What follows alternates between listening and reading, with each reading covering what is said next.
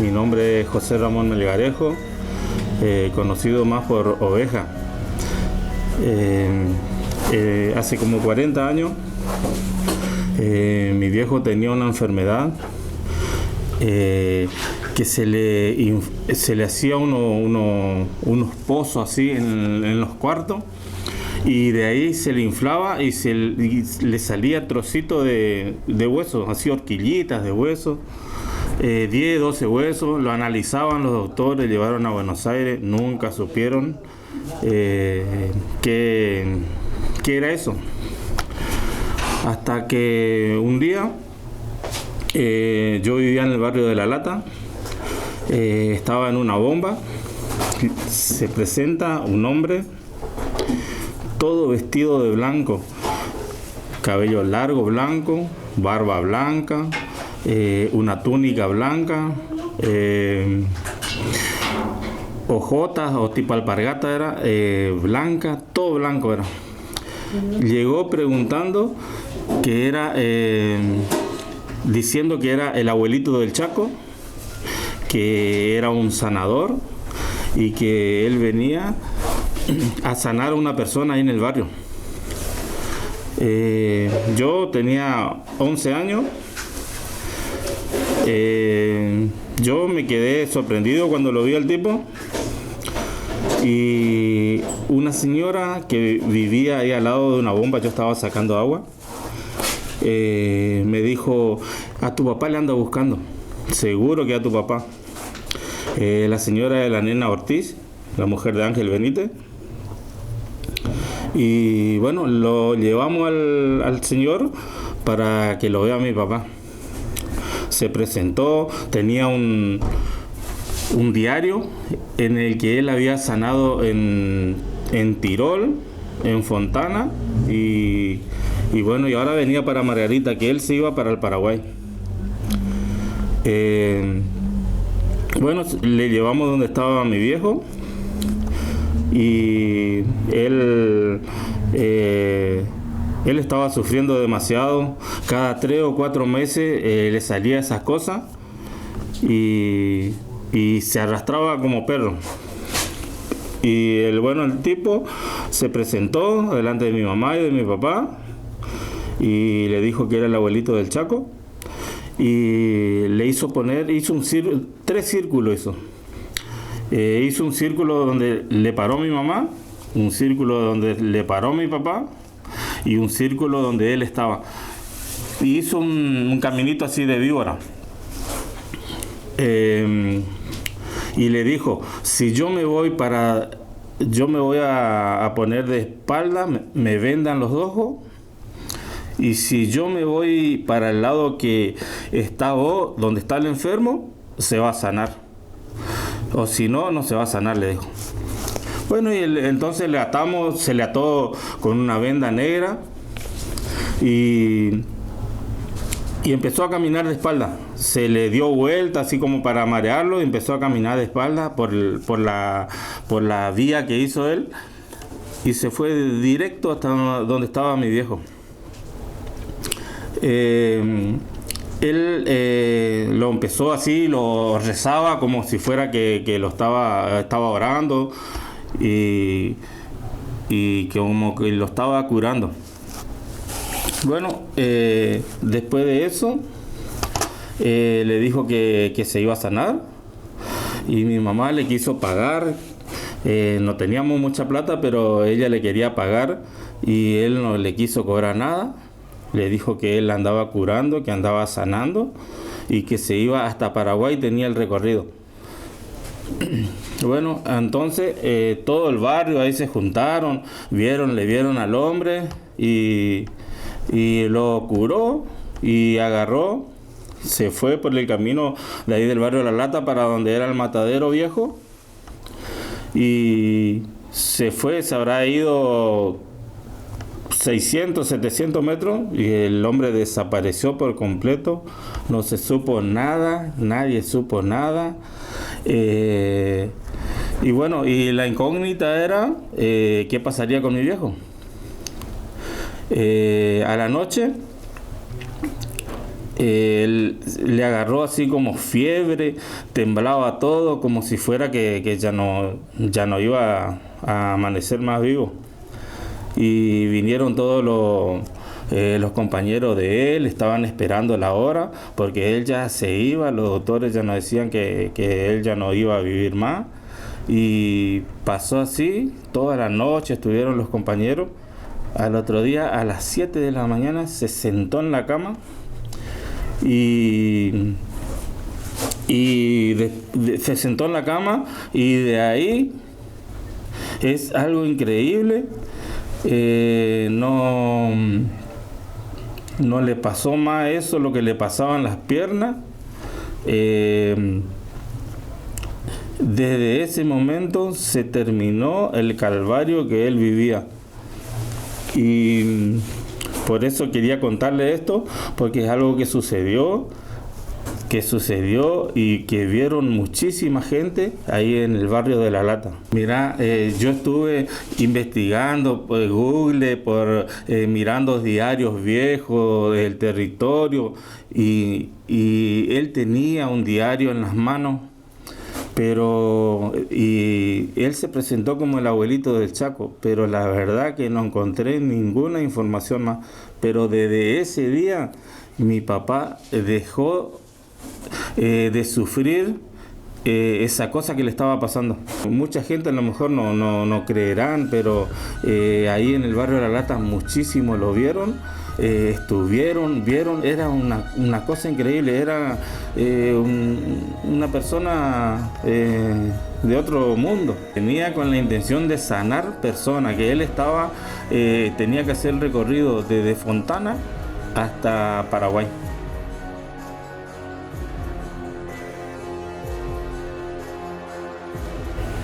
Buenas, mi nombre es Gabriel Vélez. Y bueno, me sumo con otro hecho, otra anécdota y que ha pasado muy cerca acá del pueblo de Margarita Belén, más precisamente en el río Tres Horquetas, el río Tragadero, donde se une con el Quintana. Bueno, esta es la historia, lo que les voy a contar. La canoa se llama. Las historias de apariciones en los ríos es muy común en los pescadores, y de esta leyenda se hablaba mucho. Una canoa a cierta hora de la noche pasaba sin hacer ruido y sin dejar estelas. Se decía que nadie la remaba y su aparición era repentina. El escenario, el río Tragadero, a unos pocos metros del puente que se encuentra sobre Ruta 11. A esa parte del río se lo conoce como el Tres Horquetas, nombre que se le dio porque se junta el riacho Quintana y el río Tragadero, formando una horqueta. Una zona de mucho monte y de buena pesca. 5 amigos se preparaban para ir a probar suerte. Desde temprano armaban todo. Las bicicletas la colocaban en un cajón de manzana atado con tiras de cámara vieja, el mate, la pava y una olla para el frito que no podía faltar. Entre todos ponían para que el gasto no se haga pesado. 2 de la tarde emprenden camino. El clima estaba ideal. Entre charlas y risas, uno de ellos le cuenta que su padre tuvo una aparición en el lugar que estaban yendo. Le relataba que se escuchaban voces, ruidos extraños y las líneas se encontraban fuera del agua. Pero lo más sorprendente que le pasó fue en una noche. Una canoa sin nadie remándola pasó frente a él, y lo más raro que iba contra la corriente. Los 4 amigos se le reían. Le tomaron para el chiste. Sí, seguro tu papá se tomó un buen tinto y empezó a ver cosas, dijo uno. Los otros acompañaron el relato con una carcajada. Otro, en modo de chiste, dijo: bueno, si vemos la canoa, le pedimos que nos haga cruzar el río. Y nuevamente la risa. 3 de la tarde, llegan al famoso Tres Horquetas. Uno se puso a juntar leña, otro a armar una parrilla con alambres que llevaron, y así empezaron la pesca y el campamento. Caía la tarde. Los insectos atacaban, no daban respiro. La pava en el fuego, a lo lejos el canto del caraús y las charatas. Encendieron un candil y las llamas de la fogata alcanzaban para ver la costa del río. 3 amigos pescaban y 2 encargados de la cocina. 9 de la noche, el primer ruido en el monte, como un silbido muy fino, a lo que los 3 amigos no se animaron a preguntarse entre ellos si habían escuchado. La olla estaba en el fuego fritando unos pescados. El cocinero y uno más charlando mientras el sonido del aceite caliente no dejaba oír mucho. De repente, en medio del fuego, cae una rama que se hace desparramar llama por todos lados. «Web, che, dejen de tirar cosas, que nos vamos a quemar», dijo el cocinero. «Nosotros nos fuimos», habló uno de los que pescaba. Y quedó todo ahí nomás. Se largó la cena, unos pescados fritos con unas tortas parrilla, el vino y la luz tenue de un candil. Entre charlas viene y charlas va, se ve venir a una canoa muy despacio contra la corriente. Los amigos no hacen caso alguno, salvo uno, el que le contó la historia que vivió su padre en ese lugar. Fue el único que quedó atento a lo que pasaba. Los otros seguían con risas y comiendo. No se percataron de lo que pasaba, o tal vez se olvidaron del comentario que le hizo el amigo por el camino. Y ahí estaba, la canoa frente a ellos. Se podía apreciar que no tenía remos y nadie arriba de la misma. La mirada fija de los amigos, como no entendiendo lo que pasaba frente a ellos. Nadie se animó a decir una palabra. Fue como si se detuviera el tiempo, y el paso de la canoa frente a ellos fue interminable. Pudieron ver que venía del río Tragadero y siguió para el riacho Quintana. Pasó muy pegado a la orilla de donde se encontraban. El silencio se adueñó del momento, hasta que uno de ellos dice: «¿Y ahora qué sigue? Mi papá me contó que después que vieron eso no podían pescar. Se escuchaban voces en el monte, caían cascotes en el río, se oían pasos en la orilla que les fue imposible quedarse. Así que haremos lo mismo que ellos. Nos iremos, antes que nos sucedan a nosotros. Juntemos tranquilos y despacio las cosas y sin hacer mucho ruido emprenderemos camino hacia la casa». Y desde ese día el lugar llamado Tres Horquetas dejó de ser el elegido para pescar de estos amigos. Bueno, esta es una historia contada por mis abuelos, que era muy común en esa parte del río. Siempre veían cosas, escuchaban ruidos. Y bueno, esta historia me quedó grabada que también lo escribí, y bueno, lo tengo en mi próximo libro que se está editando. Se llama La Canoa.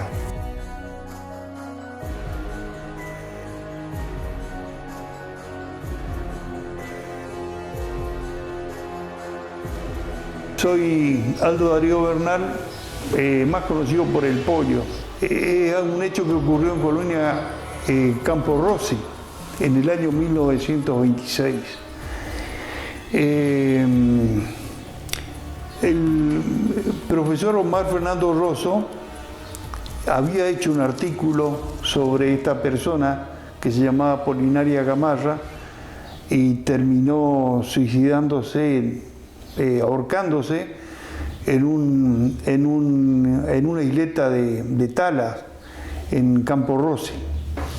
A partir de ahí, figuras se le presentaban a los transeúntes que pasaban por el lugar, fundamentalmente a la noche, y en algunos de los casos también hasta le acompañaba unos metros, vamos a decir, cuando el transeúnte venía solo, se le acomodaba al costado del asiento del sulky o del camión o del auto. Pasaron muchos hechos comentados. A mí me llamó poderosamente la atención. Omar había hecho el artículo para la revista Algodón, pero lo hizo muy superficial, para mi gusto. Y me dijo: la próxima vez vamos a hacer la parte más profunda, que es los pormenores del hecho que aconteció en ese lugar. La familia Rosso, constituida por Luis Valentín Rosso y Mercedes del Do, se habían instalado a principios del siglo XX en Campo Rossi. Allí tenían a pesar de que no se dedicaban tanto a la ganadería, tenían una buena cantidad de campos, tenían vacas lecheras, ganado menor, aves de corral y fundamentalmente la explotación agrícola fue lo que impulsaban la familia. Ya tenían uno de los hijos que era Salvador Rosso, Beatriz era la segunda, y Lidia, que había nacido en el año 1920. Voy a comenzar el relato a la inversa. Los Rosso venden parte del campo en Campo Rossi, se vienen a vivir, compran tierras en Margarita Belén, donde todos conocen la casa de Betty Rosso o la casa de Salvador Rosso, que luego fue venta creo que compró Ruiz Cabello esa propiedad, pero estaban siempre ligados a la agricultura y al Margarita Belén, primeramente en Campo Rossi. Omar Rosso fue el menor de los hermanos y lógicamente fue mimado por su madre, que siempre lo acompañaba por todas partes. Antes de venir a misa, a escuchar misa en la capilla de Margarita Belén, se pegaba una vuelta por el cementerio a llevar velas y flores a sus familiares, y posteriormente doña Mercedes, la mamá de Omar, se desviaba del lugar y iba a una tumba común, y ahí oraba en silencio, limpiaba el lugar, prendía velas y colocaba algunas flores. Esto le llamaba a Omar la atención, pero doña Mercedes nunca le quiso dar a conocer los pormenores de lo que había ocurrido con esa adolescente. Ella se llamaba Apolinaria Gamarra y en la cruz de madera tenía una chapa que decía Apolinaria Gamarra 1926, el año de su muerte, de su deceso, de su suicidio. Todo empezó, esta historia, en Colonia Campo Rossi, cuando un atardecer frío, casi de noche, y de llovizna, se presentó una señora con un bebé en los brazos, envuelto con una cobija raídas, y golpeó la mano de la tranquera de la casa de los Rosso. Salió don Luis y la hace pasar a la señora, a esta madre. Después se dieron cuenta que era una madre adolescente casi, y traía consigo esta beba. Doña Mercedes la toma en sus brazos y ve unos tremendos ojos negros, como estaba Betty, y la carita de miedo y de frío que tenía la bebé. Era normal en el campo tener una cocina a leña prendida en invierno las 24 horas, y no era una excepción la casa de los Rossos. Entonces le piden a la chica que se arrime a la cocina para mitigar el frío que tenía y también para secar la ropa húmeda que tenía puesta. En cambio, y le ofreció, doña Mercedes le ofreció un vaso de leche tibia, también preparó un biberón para la beba y le dio de tomar leche. Posteriormente le pide a la madre para pegarle un baño con agua tibia, preparó un fuentón con agua que sacó de la cocina a leña y la bañó a la chiquita. Habrá tenido 1 año aproximadamente, decía Betty, cuando la trajeron. Cuando doña Mercedes entra a la casa y entra al dormitorio de ella y rebusca ropas ropas usadas, pero lindas, vamos, en condiciones, para abrigar a la chica, y la tiene entre sus brazos. Entonces, con la leche tibia que le dio, la ropa, el arropamiento y el baño que le pegó a la chica, y encima la tenía en el sillón, la chica se durmió porque ya no tenía hambre, no tenía frío. Entonces la chica se levanta, la madre se levanta como para irse, y sin levantar la cabeza le dice a doña Mercedes: se la dejo. Doña Mercedes no sabía qué hacer, porque le llamó la atención una respuesta tan, mejor dicho, una propuesta que ni ella no había pensado. Lo que hizo doña Mercedes, lo miró a don Luis, que con un gesto asintió que estaba bien dejarla para criarla, y entonces le dice que sí, que la deje nomás, que ellos lo iban a criar. La madre va saliendo, entonces se reincorpora a doña Mercedes y le dice: ¿cómo se llama? Y le dice la madre: Apolinaria. Se llama Apolinaria Gamarra, lleva mi apellido. Entonces, y le dice: pero yo le llamo Poli. Y ya da los primeros pasos, en cualquier momento va a empezar a caminar, y es buenita, llora solamente cuando tiene hambre. Esas palabras a don Luis y a doña Mercedes le cayeron,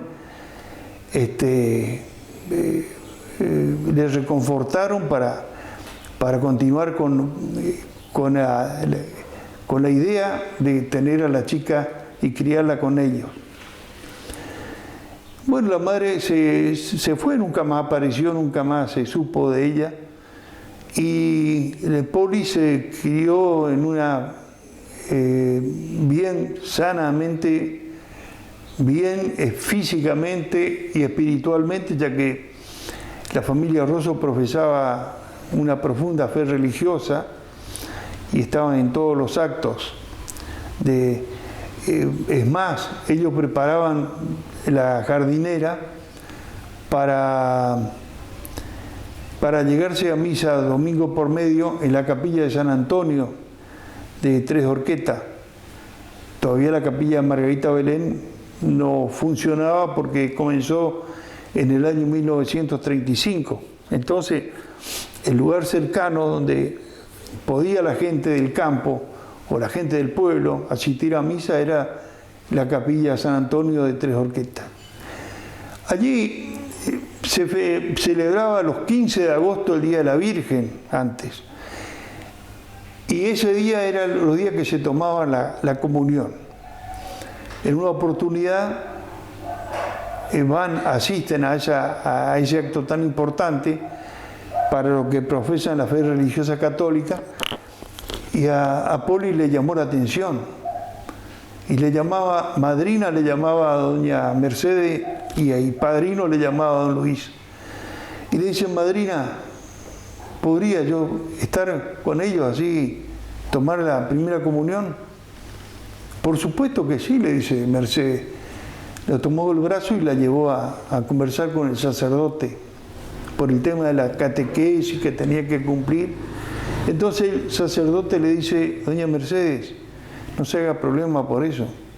¿Qué mejor catequista que usted podemos tener nosotros, para que Poli y sus hijos puedan tomar la comunión acá? Bueno, en la primer provista de ropa que hace doña Mercedes, compra un corte de tela extremadamente blanco, lo que le llamó la atención a Poli. Y le dice: madrina, ¿y eso para qué es? Ella le contesta: esto es para tu vestido de comunión. Lo vamos a tener que hacer juntas. Y bueno, se pusieron a hacer el vestido. Fue una emoción tremenda que tenía Poli, que iba a tomar la comunión de blanco con otros chicos seguramente de ahí de la colonia de Tres Horquetas. Y comienza la elaboración del vestido, la confección, y eso le une a las dos y llegan a ser bastante confidentes en sus cosas. Hasta que Poli le dice: doña Mercedes, conozco un muchacho que quiere ser mi novio. Yo quisiera saber si habría posibilidades de que venga a hablar con ustedes. ¿Y dónde la conociste?, le dice. Y la conocí en la yerra de un vecino, no recuerdo el nombre del vecino que había hecho una yerra, y fueron todos, ¿cómo se utilizaba antes? Entonces le dice: no, dice, no hay problema, decirle al muchacho, si llegás a verlo, que venga, que nosotros lo vamos a recibir. Entonces aparece un muchacho, buen mozo, decía Betty, con un hermoso caballo negro, y golpeó la mano en el portón, en la tranquera. Abre la tranquera Poli, lo hace pasar, y entonces habla con los dos, con don Luis y con doña Mercedes, y le dice: quisiera que me autoricen a visitarla a Poli. Entonces le dicen que sí, el miércoles era la autorización. A partir de ahí, Poli la felicidad que tenía era completa, decía doña Mercedes, porque decía que ella hasta parecía que sabía el idioma de los pájaros, hablaba con los pájaros, iba a tomar la comunión, tenía su novio, su pretendiente, vamos a decir, y el muchacho venía todos los miércoles a la tarde, y hasta quedaba hasta la tardecita y se volvía. Cuando Poli lo veía llegar, iba corriendo a abrir la tranquera, el muchacho entraba, aflojaba cincha del caballo, dejaba de tomar agua, y se ponían a caminar y a conversar. El vestido doña Mercedes no quería terminarlo tan pronto, porque quería seguir con esa comunión que tenían entre las dos, de confiarse los temas de la vida. Entonces se probaba el vestido, se colocaba, iba hasta el dormitorio de doña Mercedes, que tenía un ropero grandote, inmenso, y la puerta central tenía un vidrio grande, y en ese vidrio grande Poli se veía casi completamente el cuerpo. Y se ponía ahí como si fuese una modelo, se sonreía y pidió permiso también a los padrinos para que el pretendiente de ella pudiera estar en la fiesta de su primera comunión. Le dijeron que sí, por supuesto. Un miércoles, uno de los tantos miércoles, pero el último miércoles que vino el muchacho, quedó sobre el caballo en la tranquera. Ella fue corriendo, abrió la tranquera, se dijeron algunas cosas, nunca se supo qué pasó, pero el muchacho dio vuelta y se fue. Poli salió hasta la calle, miró, esperó si volvía, no volvió, entonces ingresó a la casa. Doña Mercedes no le quiso preguntar qué le había pasado, pero se imaginaba una peleita, seguramente alguna discusión como la que ella tuvo con don Luis, y bueno, pudo haber pasado.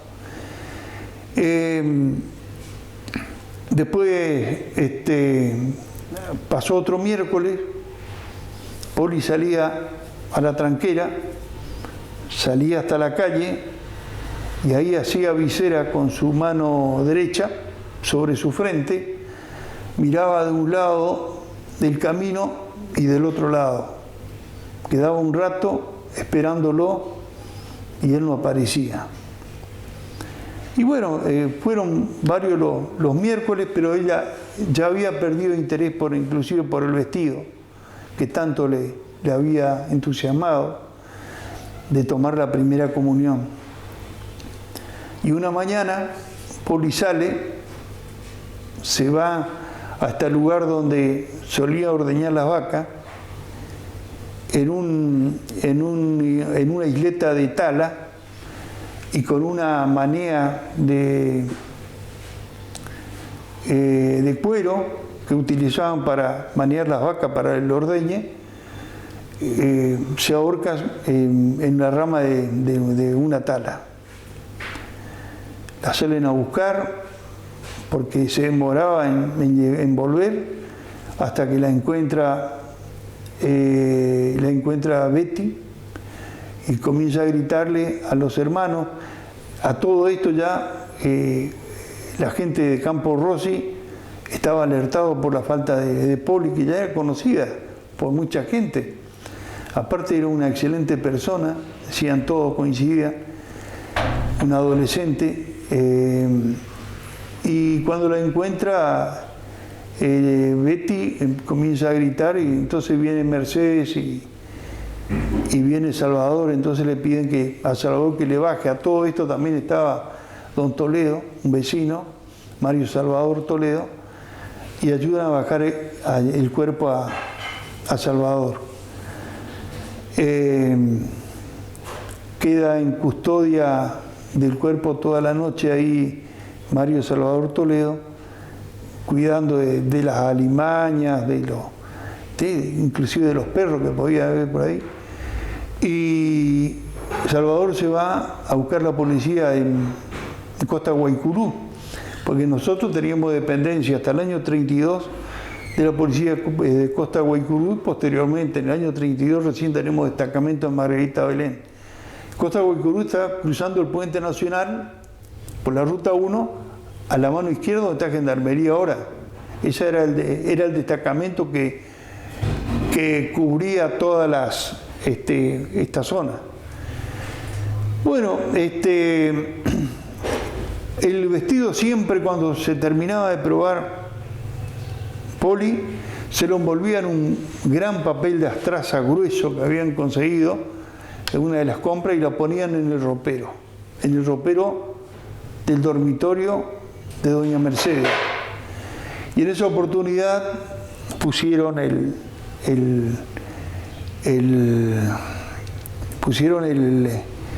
vestido en ese lugar, y bueno, ya no estaba la persona que la iba a usar al vestido.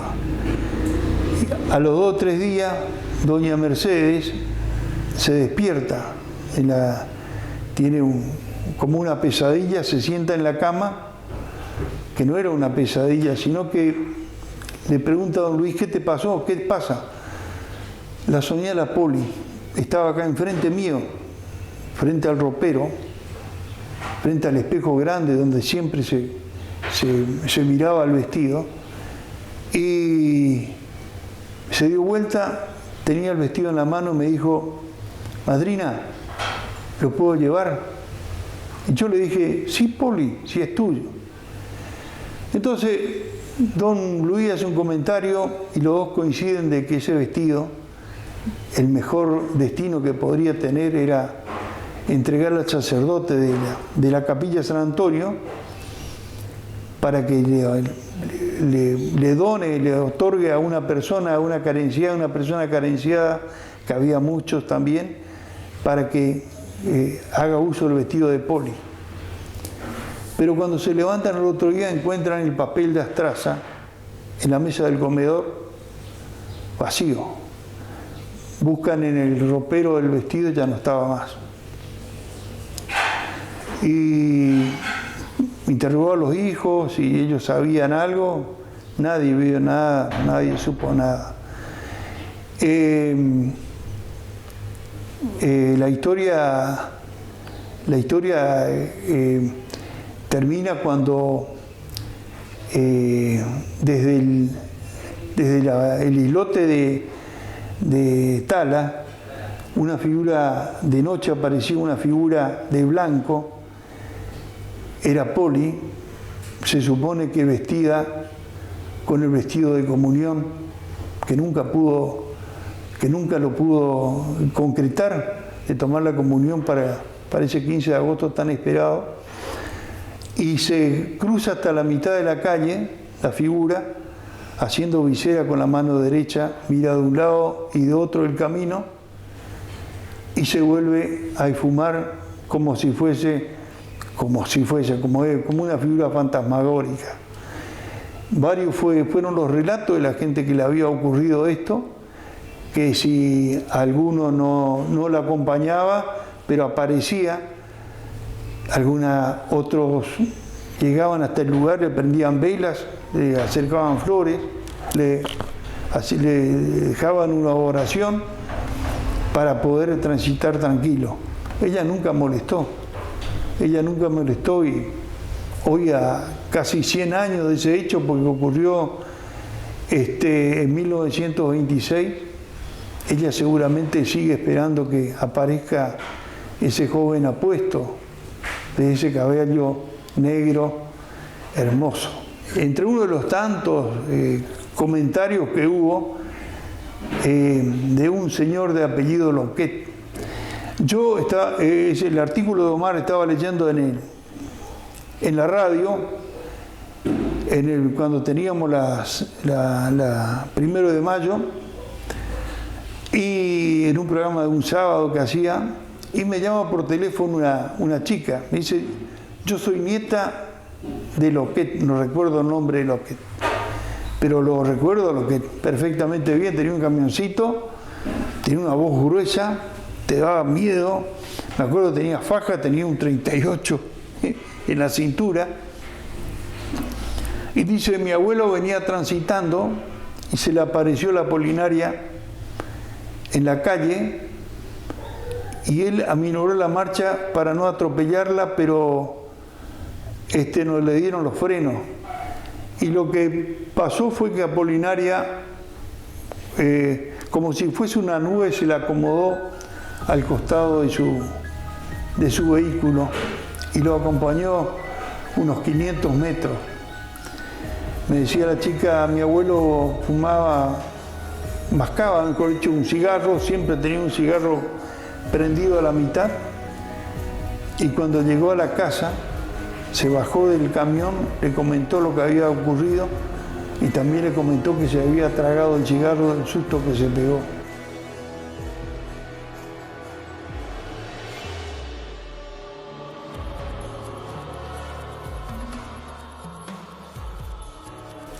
Y bueno, yo soy acá de Margarita Belén, nacido y criado. Mi nombre es Roberto Peralta. Y bueno, le voy a contar un hecho que sucedió en el año 2004. Yo estaba terminando la carrera de contador público. Habrá sido octubre, noviembre, fin de año. En esa noche de verano acá en Margarita Belén se acostumbraba salir a la entrada del pueblo, digamos, era nuestra Sarmiento para, bueno, los que van por ahí a la Costanera, la Sarmiento. Bueno, nosotros Margarita Belén era salir a la entrada del pueblo, hacer la previa para entrar en el boliche. En ese momento estaba el boliche de Silva, creo que se llamaba El Rancho. Bueno, habrá sido las 1 de la mañana más o menos, me acuerdo en ese momento. Mi viejo tenía un auto Peugeot 504 que tenía el cierre centralizado y bueno, le habían intentado robar y se había trabado las puertas. Y era muy gracioso porque la única puerta que andaba era la del chofer nomás, entonces entrábamos todos los muchachos que me acompañaban a veces, o la guaina en el circunstancial de ese momento, entraba por la puerta delantera nomás. Bueno, voy con el auto en ese momento hacia la entrada del pueblo, y cuando voy frenando para dar la vuelta, digamos, quedar ahí en el acceso, me aparece una señora toda de negro. Me acuerdo la tez bien blanca, y la señora me expresa, me dice, bueno, que ella necesitaba que yo la lleve hasta el cementerio de Colonia Benítez. Entonces le digo, no señora, yo me quedo acá nomás, me quedo un rato acá en la entrada y me vuelvo para el pueblo. Y la señora insistía. Entonces empiezo a hacer marcha en el auto como para dar vuelta, para ingresar de vuelta al pueblo, y la señora seguía, digamos, prendida a la ventanilla del auto, insistiendo que le lleve al cementerio de Colonia Benítez. Y le digo, no señora, aparte no le puedo llevar porque no, las puertas no se abren. Casualidad de la vida, bajo, toco la puerta y se abren las puertas, se destraban las puertas que estaban rotas en ese momento, que le intentaron robar a mi viejo y bueno, estaban rotas. Bueno, Sube la señora, la llevo le digo, yo no voy a entrar hasta Colonia Benítez, no voy a entrar hasta el cementerio, yo la voy a dejar acá en la entrada del pueblo. Bueno, en el transcurso que voy llegando a la entrada, que uno empieza a pensar qué locura estoy haciendo, que esto es algo raro, qué sé yo, iba con ese miedo que ahora se me pone la piel de gallina todavía cuando lo pienso. Y entonces no veía la hora de llegar a la entrada de Colonia Benítez, llego, se baja la señora y cierro la puerta. Cuando miro así, no sé si era del susto, no veo que está mal la señora.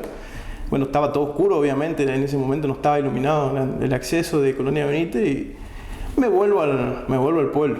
Y cuando, bueno, voy ingresando al boliche, me cruzo con mi hermana justo estaba saliendo, digamos, y al otro día nos ponemos a charlar este hecho y me dice mi hermana, ¿y a qué hora fue eso? Me dice, ahora ha sido entre las 1 y las 1:30, le digo, cuando yo voy ingresando al boliche que vos salías, le digo. No, me dice, no puede ser si la señora esa estaba en la esquina del cementerio de Margarita Belén y nosotros nos pidió que en ese momento, ella andaba con su novio también en un vehículo, y me dice, nos pidió que le llevemos al cementerio de Colonia Benítez. La misma señora, la descripción que yo le daba coincidía. Y bueno, y quedó esta historia, digamos, que después le fueron agregando, uno le contaba a otro y le fueron agregando, sacando cosas, que apareció en tal lugar, que desapareció y bueno, se dio la casualidad, bueno, no casualidad, continué yo con mi carrera, me recibo, me voy a vivir a Salta en el 2005 y en ese momento usábamos el Messenger para chatear, hoy tenemos WhatsApp, Facebook y demás redes, en ese momento era el Messenger, y chateaba yo con mis amigos acá y me contaban ellos, me dice, che, hay una revolución con el caso de la señora esta aparecida, me dice, porque el pueblo está ahí esperando que aparezca, porque parece que aparece de la iglesia y en la zona de la plaza. Y bueno, y me cuenta todo y yo decía, no puede ser, y me dice, sí, todos están repitiendo tu historia y le están agregando y sacando cosas, pero la verdad es como lo estoy contando y bueno, fue algo raro, inédito, y quedó la fábula, y bueno, compartirlo para que quede, digamos, acá, y seguramente alguno agregará más a esta situación, porque tengo entendido que hubo personas que le apareció a esta señora, y se armó todo un revuelo ese verano del 2015, habrá sido enero, febrero, era la revolución en el pueblo por esta señora que ha aparecido después.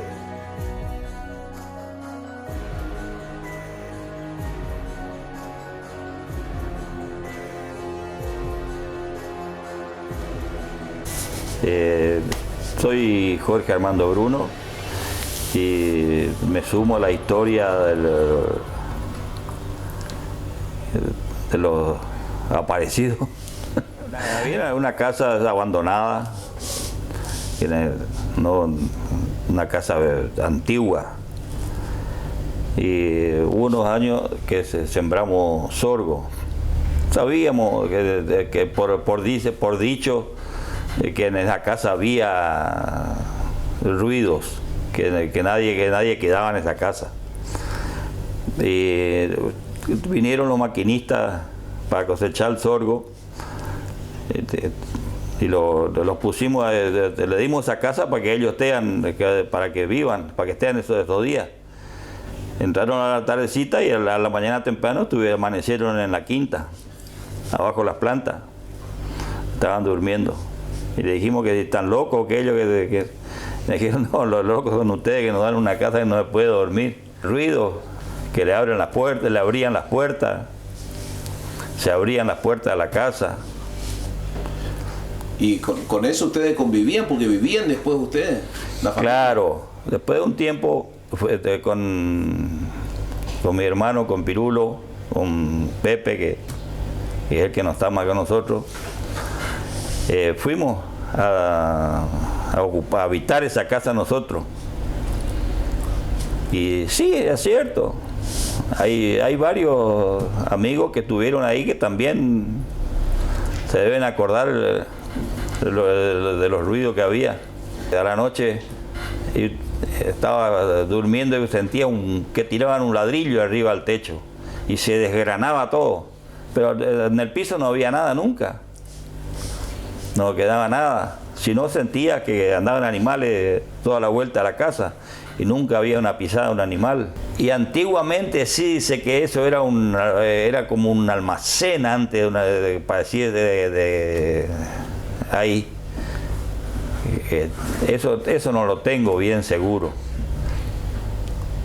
Era porque pasaba el camino por ahí entonces, dice que, y ahí paraba mucha gente. Así que ¿en qué zona más o menos era la Y eso ubicación? entre el puente Alonso, ahí Costa Iné, ahí cerquita del puente Alonso. Después se cayó, esa casa se derrumbó. Era una casa muy vieja que no tuvo su cuidado y se derrumbó. Había gente que disparaba ahí, que no quería saber nada. Pero nosotros tuvimos mucho tiempo ahí. Por ahí escuchaba que escribiera máquina, con esas máquinas viejas. Sí, que el carro corría. Toda clase de ruido se escuchaba.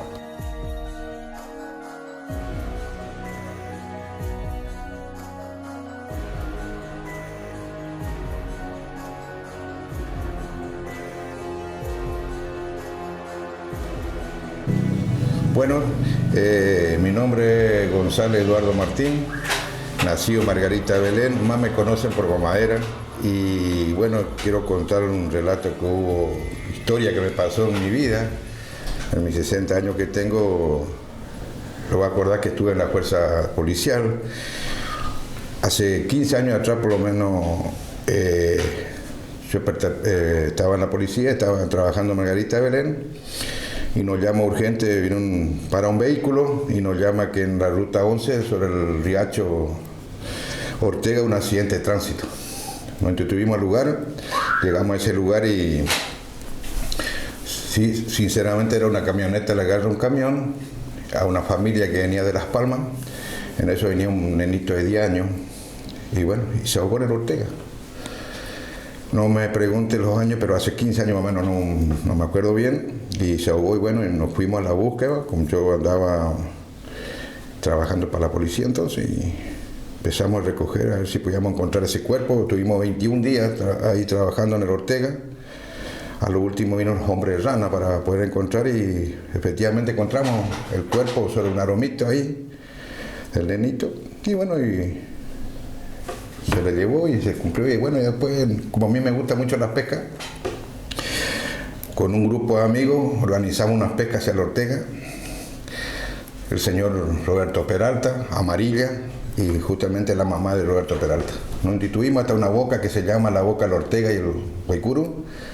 Cuando llegamos a ese lugar, estábamos sacando mucho pescado. En un momento le digo a la señora, la mamá de Roberto, le digo, mira, le digo, voy a pasar al baño, le digo, quédate ahí nomás porque no venga. En ese momento me respira atrás mi nuca algo que no entiendo qué ver. Entonces le digo yo a Roberto, lo llamo, le digo, vamos, le digo, ya está. Yo no le quería que se entere la señora por un motivo que se asuste. Nos instituimos, veníamos para las rutas. En un momento dado, la dirección donde le encontramos al nenito, no podíamos salir en la canoa. La canoa remaba, el gordo Peralta remaba, no hay caso. Entonces yo en un momento le digo, hijo, déjame salir, yo no te molesto, papi, le digo, déjame salir de acá. Y era insólito que la canoa se desliza como si fuera que nada, no pasó. Y bueno, y salimos ahí, llegamos a Ortega. Yo simplemente no quería comentar por el asunto de la señora, que no se asuste, pero yo sabía ya porque yo fui que le encontré con los hombres rana y yo estaba remando una canoa que tuvimos 21 días, te conté 21 días. Y bueno, y yo a veces que me voy para allá siempre organizamos pesca y vamos, siempre voy y le prendo una velita al lugar y gracias a Dios nunca tuve problemas y el único día era ese día. Justamente en ese lugar, en la Boca del Ortega y Curú, en una oportunidad también estuvimos pescando con un señor y sentimos que venía una canoa por el agua.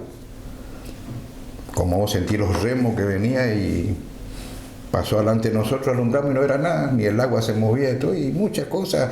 Los encerros íbamos a pescar, antes no teníamos reel, no existía el reel, teníamos toda latita de betún, nuestra y línea de mano.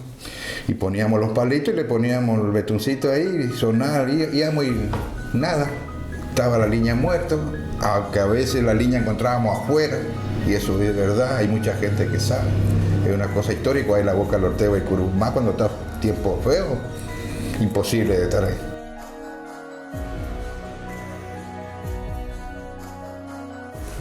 Y con respecto a lo que te contó Mamadera, lo del Ortega, a mí me pasó algo inusual también ahí. Me fui a pescar con él, con mi cuñado. Había venido de Buenos Aires y vamos a pescar Ortega llegamos, empezamos a pescar en el puente y no pasaba nada, no picaba nada. Entonces González dice, vamos a la boquita. Y bueno, y se va, pasamos el alambrado y hicimos 100 metros por ahí, y como había demasiado alto, estaban las pajas, entonces yo le dije, me quedo acá. Se fueron ellos y empecé a pescar. Tiré mi línea, al ratito nomás me llevaba la línea, estiraba, nada.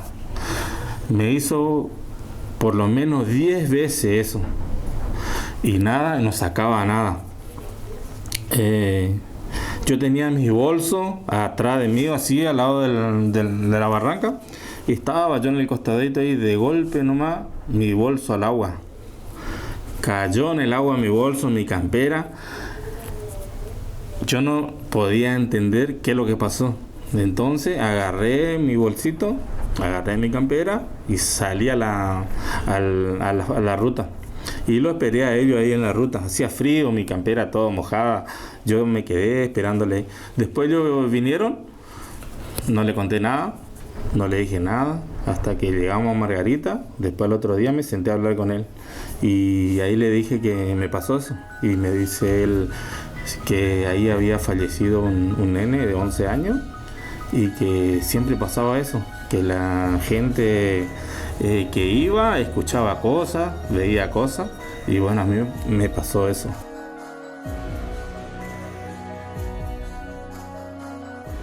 Con respecto también al accidente que sucedió ahí en Ruta 11, en el arroyo Ortega, también nosotros nos acercábamos con mis padres, ya que mi papá era encargado de una canoa del señor Llaneiro, que era el dueño ahí de la YPF, que nosotros vivíamos muy cerca ahí.